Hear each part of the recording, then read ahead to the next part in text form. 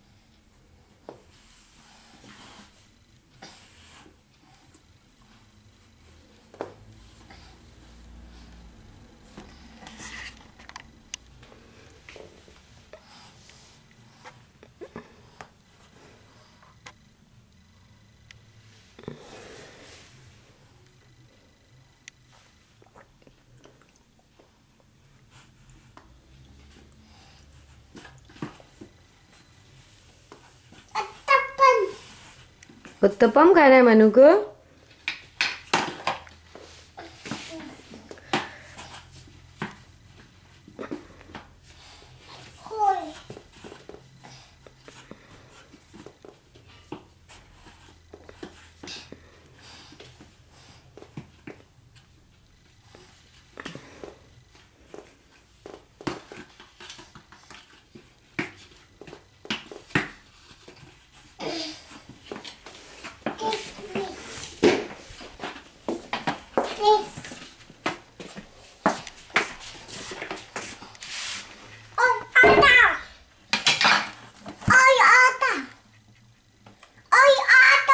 और आटा?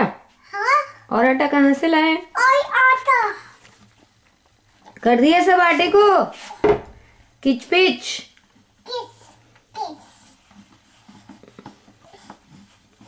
क्या कर रहे हो मनु आटे के अंदर? काम कर रहे हो?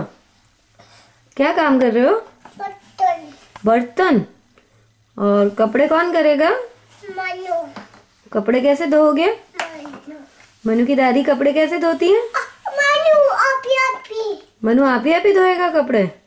दादी। दादी धोएगी मनु की? मनु।